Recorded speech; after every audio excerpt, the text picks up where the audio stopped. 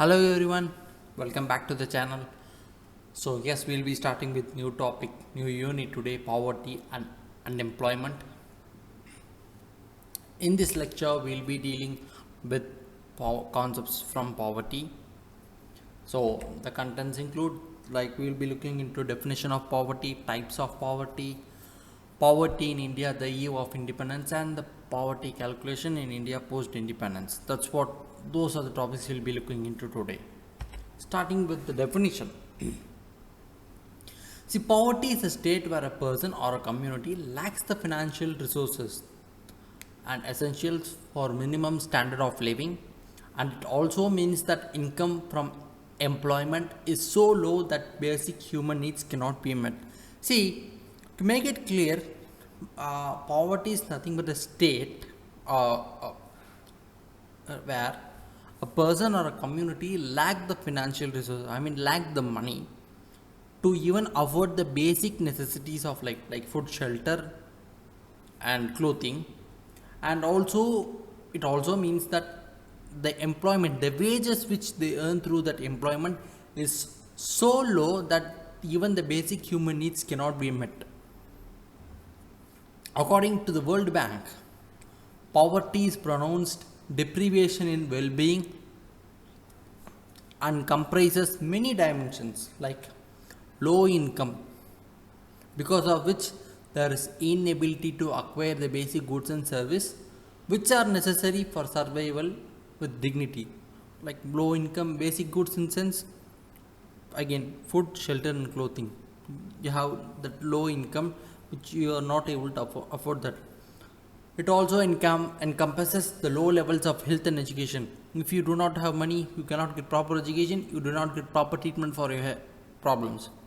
Poor access to clean water and sanitation. If you do not have proper money, financial resources, you will be pushed to live in low areas. Financially, financially areas where there are people who live in poor people, like slums. Inadequate physical security. If you are living in slums, there is no physical security for you. Your voice will not be heard by the people with higher status or politicians or whomsoever it may be. Insufficient capacity and opportunity to better one's life. You will not get proper opportunities to better your life. That is something definition speaks about. Coming on to the next, the types of poverty. Absolute poverty is where the household income is below a necessary level to maintain the basic living standards. That is food, shelter and clothing. Food, shelter and clothing. And this condition makes it possible to compare between different countries and also over time. See, absolute poverty is very, very important. That shows the poverty level of a particular, absolute poverty level of a country.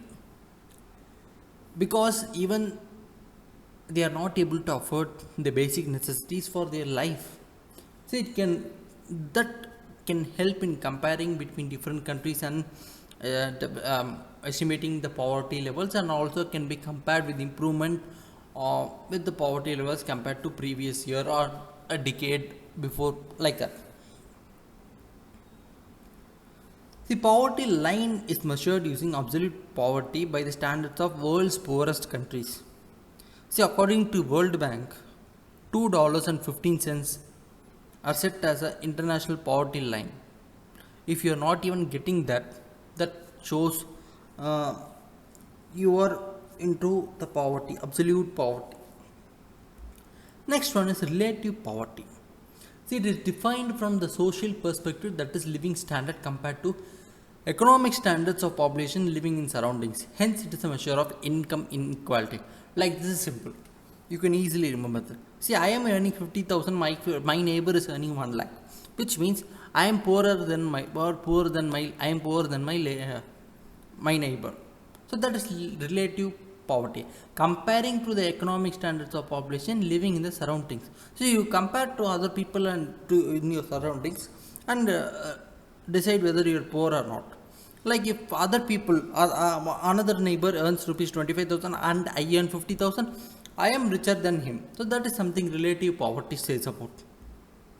Now let us look into the poverty in India at the eve of independence.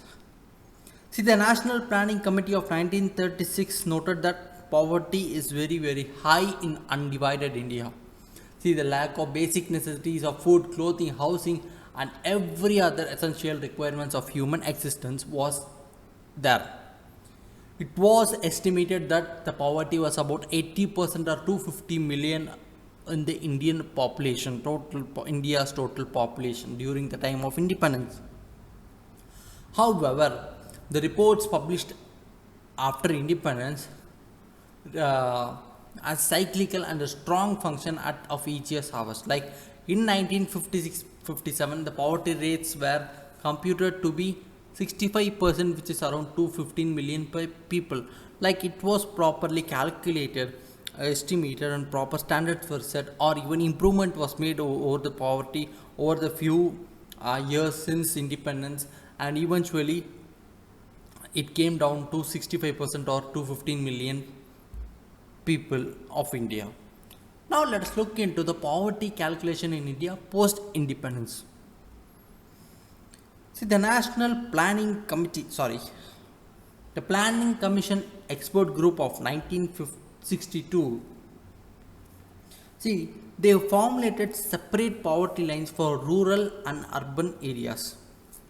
Okay, so for rural areas, they set up rupees 20 per capita per year and rupees 25 for urban areas per capita per year. That was something the Planning Commission Expert Group set the amount. In 1971, V.M. Dandekar and Hind Rath made the first systematic assessment of poverty in India, which is based on the data from National Sample Survey.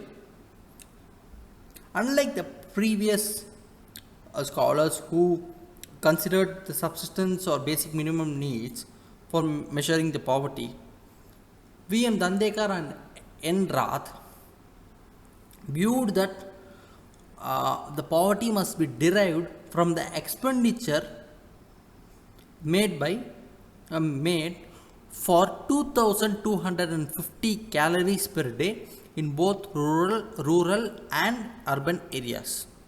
See, what they differed from the previous Planning Commission Expert Group is Planning Commission Expert Group fixed the amount below which they all will be considered as poor people living in poverty. But V.M. Dandekar and N. Rath changed this approach and brought into consideration that the amount spent by an individual to get 2250 calories per day in both rural and urban areas. Like if they are not able to spend, they will be considered into poor people or into the level of poverty. After that, the task force on projections of minimum needs and effective consumption demand headed by Dr. Y.K. Alak was constituted in 1979. So this is the first time where the official poverty counts began for the first time based on the approach of this task force. So we all know that ever since independence, these few were unofficial ones, but the task force followed by Dr. Y.K. Alak showed the official poverty counts were began for the first time in India. See, poverty line here was defined as per capita consumption to meet the average per capita daily requirement. I mean, like they were fixing it as, see, they fixed 2400 calories per capita per day in rural areas and 2100 calories per capita in urban areas. But they also set the price of the same, like in rural areas they set rupees 49.09 pice, and in urban areas they set 56 rupees and 64 pice per capita per month based on the 1973 and 74 prices.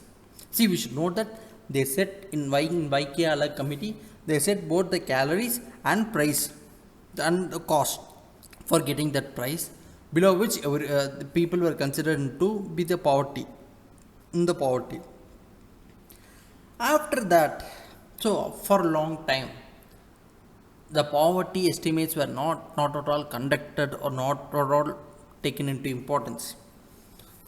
In 1993, the Planning Commission constituted the Lakdawala expert group to look into the methodology for estimation of poverty and to redefine the poverty lines. See, what they did was they did not redefine the poverty line and retained the separate rural and urban poverty lines as set by Alak committee. But what they did was they disaggregated the minimum nutritional requirements. They disaggregated the minimum nutritional requirements into state specific poverty lines to reflect the interstate price differentials. Like there will be definitely differences between each other state in different states on vegetables, fruits, essentials, etc. So the Planning Commission constituted by the Lakdawala expert group just disaggregated the poverty lines and minimum nutritional values into state specific ones. They didn't. That's it. After that came the Tendulkar expert group of 2009.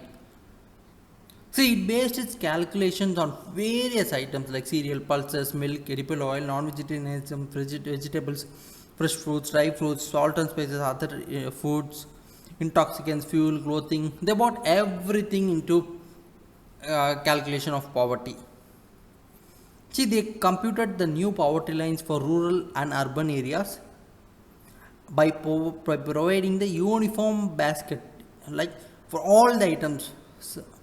For rural and urban areas, they had one basket of items and computed that for all the rural and urban items and estimated that 446 rupees and 68 paise per capita per month in rural areas and rupees 578 and 80 paise per capita per month in urban areas. See, what they did was, if you get less than that, you were considered to be in absolute poverty per capita per month.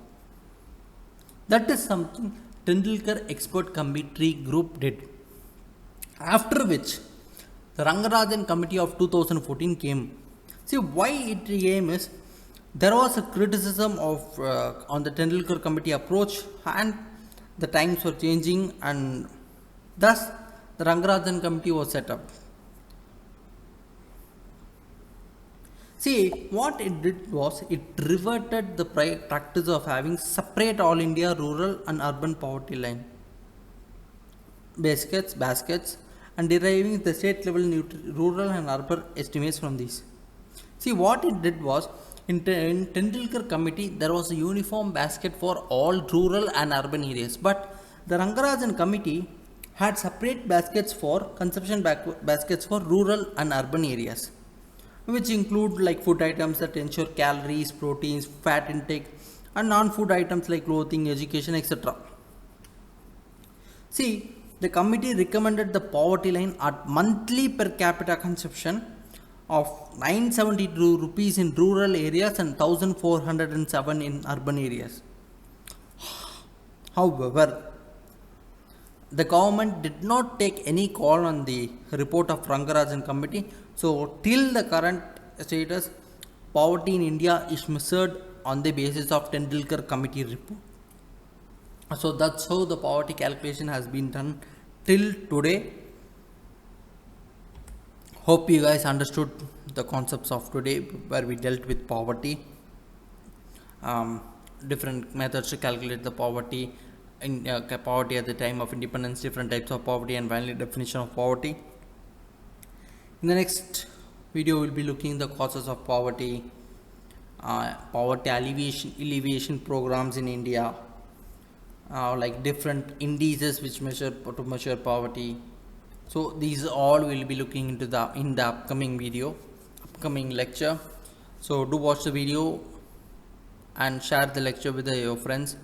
Post your comments, and we will clear it as soon as possible, and we'll resume with next lecture soon. Thank you.